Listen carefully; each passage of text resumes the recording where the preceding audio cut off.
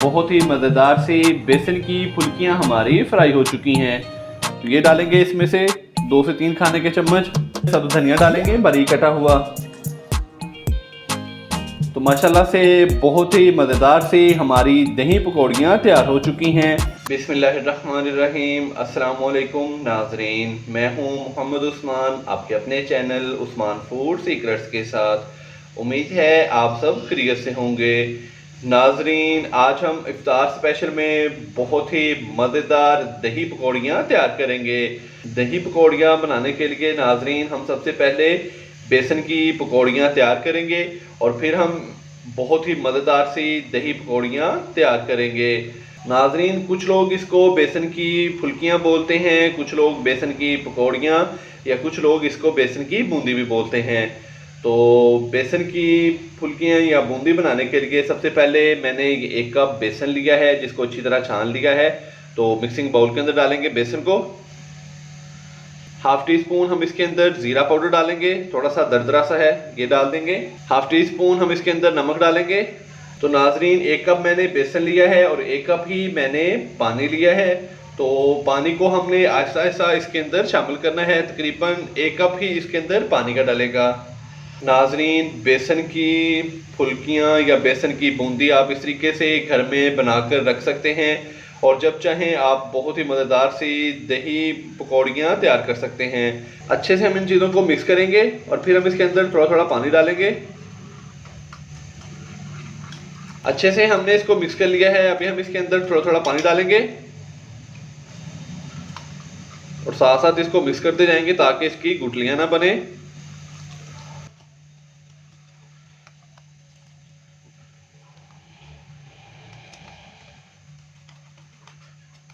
माशाल्लाह से ये देखें, अच्छे से हमने इसको मिक्स कर लिया है। ये देखें, तकरीबन ये इतना गाढ़ा हो चुका है। तो नाजरीन, 1 कप मैंने बेसन लिया था और 1 कप के करीब ही हमने इसके अंदर पानी डाला है। ये देखें, तकरीबन ये जो हमारा मिक्सचर है बेसन का, ये तकरीबन इतना गाढ़ा है। तो अभी हम बेसन की फुल्कियाँ फ्राई कर लेते हैं। बेसन की फुल्की या के बेसन की बूंदी फ्राई करने के लिए मैंने कढ़ाई के अंदर ऑयल डाला है। ऑयल को हमने अच्छी तरह गर्म करना है। याद रहे नाजरीन कि अगर आपका जो ऑयल है वो अच्छी तरह गर्म ना हुआ तो जो फुल्कियां हैं या जो बूंदी है वो टूट जाएगी। तो ऑयल को हमने अच्छी तरह गर्म करना है। ऑयल माशाल्लाह से गर्म हो चुका है। तो अभी हम बेसन की फुल्कियां फ्राई करेंगे। ये देखिए नाजरीन, इस तरीके से हमने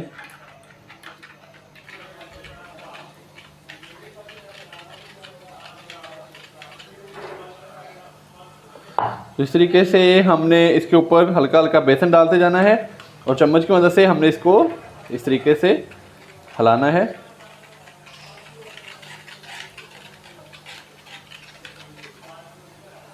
तो माशाल्लाह से बहुत ही मज़ेदार सी हमारी जो बेसन की फुल्कियां हैं वो तैयार हो रही हैं। ये देखें माशाल्लाह से।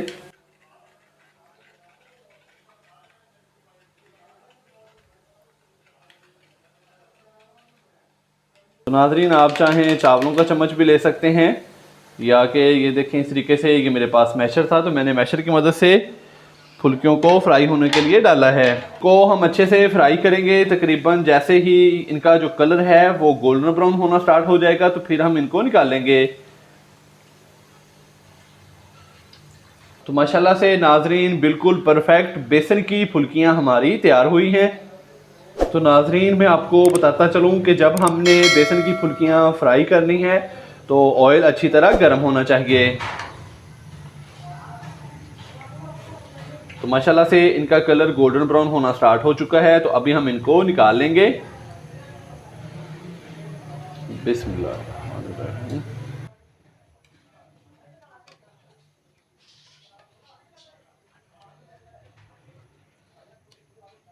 तो माशाल्लाह से ये देखें इनका कलर कितना खूबसूरत हो चुका है।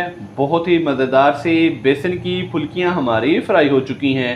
तो इसी तरह मैं बाकी भी फुल्कियों को फ्राई कर लूं तो फिर आपसे मिलता हूं। माशाल्लाह से बेसन की जो फुल्कियां थी वो हमने फ्राई कर ली। तो अभी मैंने इनको ठंडा कर लिया है। तो अभी इसको भिगोएंगे। बिस्मिल्लाहिर्रहमानिर्रहीम।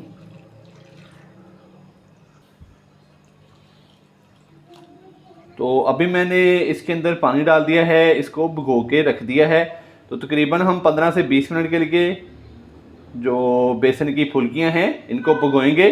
तो नाजरीन 15 से 20 मिनट के बाद मैं बेसन की फुल्कियों का पानी अच्छी तरह निचोड़ लूँगा और फिर हम बहुत ही मज़ेदार सी दही फुल्कियाँ तैयार करेंगे। तो माशाल्लाह से ये देखें, बहुत ही मज़ेदार सी हमारी बेसन की जो फुल्कियाँ हैं वो तैयार हो चुकी हैं। 20 मिनट के बाद मैंने इसका जो पानी था वो अच्छी तरह निचोड़ लिया। तो सबसे पहले हम फुल्कियों को मिक्सिंग बाउल के अंदर डालेंगे। बिस्मिल्लाहिर्रहमानिर्रहीम। फुल्कियाँ डालने के बाद मैं इसके अंदर यक ठंडा दही डालूँगा, 1 प्याली।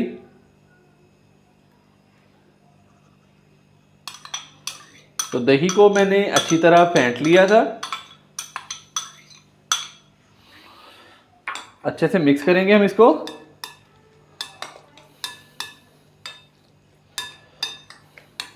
फुल्कियों को दही के अंदर अच्छे से मिक्स करने के बाद अभी हम इसके अंदर बॉयल किए हुए आलू डालेंगे। तो यहाँ पे मैंने 2 अदद आलू लिए थे जिसको बॉयल करके इनका छिलका उतार लिया और इनको छोटे छोटे क्यूब में काट लिया है। तो ये डाल देंगे। तो आलू आप अपनी ज़रूरत के मुताबिक कम या ज़्यादा भी इस्तेमाल कर सकते हैं। थोड़ा सा टमाटर डालेंगे बारीक कटा हुआ, सब्ज़ मिर्चें बारीक कटी हुई ये डालेंगे, प्याज बारीक कटा हुआ। प्याज को मैंने बारीक कट करके इसको नमक लगा के 15 से 20 मिनट पहले छोड़ दिया था। तो अभी मैंने इसको अच्छे तरीके से धो लिया है। तो ये डालेंगे। थोड़ा सा नमक डालेंगे, तकरीबन ½ टी स्पून के करीब। नमक डालने के बाद ये मेरे पास है पुदीने की चटनी, जिसके अंदर मैंने 2 से 3 खाने के चम्मच दही, ½ टी स्पून नमक, 2 अदद सब्ज़ मिर्चें, 2 से 3 खाने के चम्मच सब्ज़ धनिया था बारीक कटा हुआ और 2 से 3 खाने के चम्मच ही सब्ज़ पुदीना था बारीक काट के मैंने डाला। तो इसको मैंने ग्राइंडर के अंदर डाल के इसको अच्छी तरह ग्राइंड कर लिया। तो इसका जो एक पेस्ट हमने तैयार कर लिया है। तो ये डालेंगे इसमें से 2 से 3 खाने के चम्मच, मिक्स करेंगे।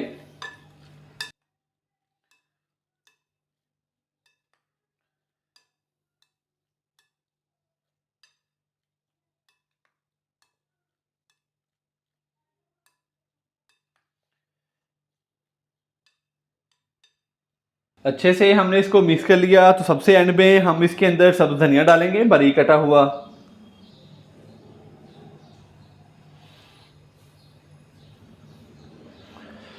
तो माशाल्लाह से बहुत ही मज़ेदार सी हमारी दही पकौड़ियाँ तैयार हो चुकी हैं।